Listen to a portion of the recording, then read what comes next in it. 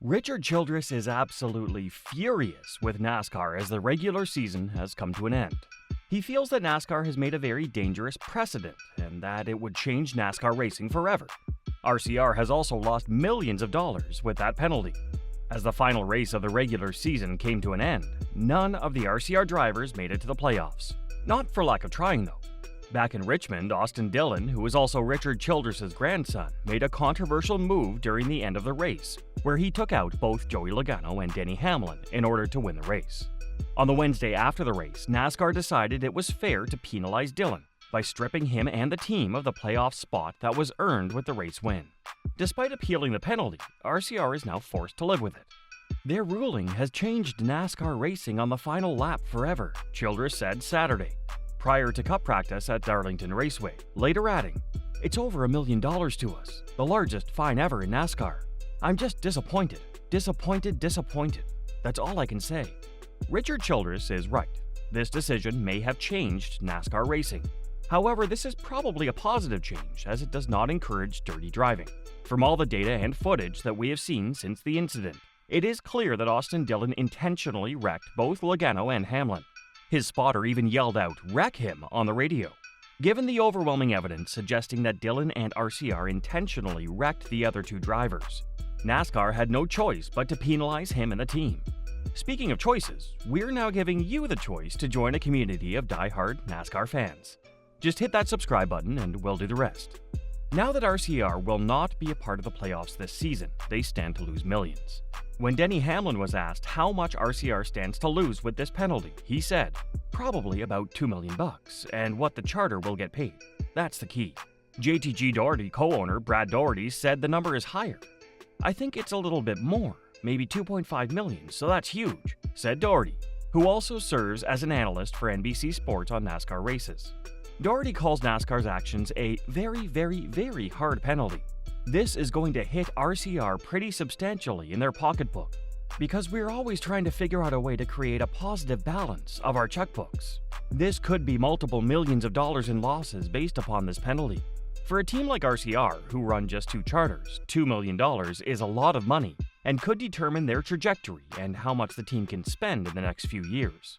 If the penalty had not been given, Dillon would have already been a part of the playoffs, and that $2 million would be heading RCR's way. But NASCAR felt this penalty was necessary to put the teams and drivers in their places. If we hadn't penalized it, then I think what we would see over the next 12 weeks would look significantly different," NASCAR President Steve Phelps said on the Fox Sports' Kevin Harvick's Happy Hour podcast. "We just can't have it. It really comes down to, what do you want your sport to be? And that's why I think we ruled the way we did, because we're not demolition derby. We're just not. We're a sport that if we had done nothing, we would have opened ourselves up for a mess, honestly." Steve Phelps is absolutely right. NASCAR wants their drivers to show good sportsmanship no matter what. Yes, Dillon's playoff spot was on the line, but it does not mean that he has the right to wreck other cars to achieve it. Dillon made a mistake during the restart of the final 2 laps of the race. He should have just accepted that fact and settled for second position during the race. Instead, he and the team made a mockery of the sport and have even gone on to defend their actions.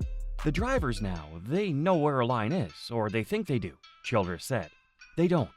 If you go in a car length, 2 3/4 was exactly how far back he was of Logano, and the other car slows down 3 miles an hour on the last lap. You're going to bump in a little to get him up the racetrack. Is that over now? What is the line? And then if you go to racing somebody off the corner and they get loose, as Hamlin did, and get into you, then does that mean you're out of the chase?" That's all I got to say about the ruling, but it has changed racing for a win for sure. Richard Childress thinks that these types of incidents have happened plenty of times in the past and does not understand why NASCAR suddenly decided to penalize the driver this time alone. He feels that RCR is being targeted by NASCAR. Well, let's look at it from NASCAR's point of view. Yes, in the past, we have seen other drivers wreck other cars to secure a win. But this time, Dillon didn't just wreck one driver, he wrecked 2 on different parts of the track. Not only that, but Dillon's spotter yelling out, "Wreck him," was the nail in the coffin for NASCAR. Here's what Dillon had to say before the final race in Darlington. "We did our due diligence on the appeal. We really put a lot of effort in for all of our employees at RCR. We didn't think the penalty fit the crime. If you look back throughout NASCAR and history, guys with intent wrecking people, Chase Elliott, Denny and Charlotte, given a waiver after that. Another one would be William Byron turning Denny under a caution, given 25 points penalty, $100,000. They appealed it, got their points back, and was back in the playoffs. So many cases where we felt like this penalty didn't fit the entirety of the crime, and that is the biggest financial penalty in the sport's history from a judgment call. What it really comes down to. While Austin Dillon and RCR continue to defend their actions in Richmond, the fans are not standing for it at all. As long as this incident continues to make headlines, there will be hate going towards RCR and Dillon. Here are some of the comments from the fans after Austin Dillon's statement. Yeah, that's bullshit. Austin is 100% in the wrong, no matter how it gets sliced. I don't know why the whole team has to continue to lie. We have access to the data. We absolutely know everything he is saying is not true. The lying, justifying, and victim blaming is just making Austin and RC look so much worse. Taking the punishment as is and accepting it would have been the move. But instead they look like entitled children maneuvering around the fact what Austin did was so obviously intentional. Almost all the fans have the same opinion. Everyone knows that RCR and Dillon are at fault and are now just crying, saying the rules aren't fair. Well, get over it. Even most of the NASCAR drivers think that the penalty was fair. Kyle Larson estimated 99% of the field was happy with NASCAR's decision to enforce a minimum driving standard. We have to determine what we're going to be and how we're going to be as a sport. Veteran Michael McDowell said, "Are we going to be boys have at it and do anything you can to win a race and get your team into the playoffs? Or is there going to be sporting conduct and a code that says, we want you to race hard and we want you to go for it, but there's a limit?" The line was crossed and NASCAR responded correctly. This season has been the worst for RCR. None of their drivers will be participating in the playoffs. Right until the summer break in late July and early August, RCR was nowhere near the fight for the win. However, during the summer break, it seems as though the team made some changes to the car and brought back the pace of the Chevrolet. Despite Dillon's unsportsmanlike attempt to win the race, the car's overall pace had actually been very strong. In the last race and the race before that, Kyle Busch managed to come in second. If he had gotten the right launch during the overtime restart in Daytona.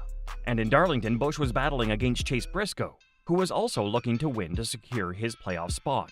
With everything on the line for both drivers, Briscoe was able to stay ahead of Busch as they crossed the line. Although none of the RCR cars are qualified for the playoffs, their recent performances are definitely a plus point for the team.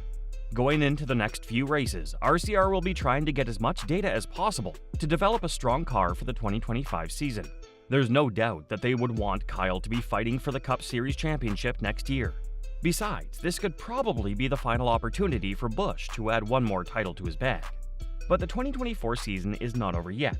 Although a race win going forward won't mean as much, RCR will want to continue with their momentum and get their cars across the line first anyway. It'll be very interesting to see how RCR develops its car for the 2025 season. Do you think Kyle Busch can win another Cup Series title in the coming years? Post your thoughts in the comment section below.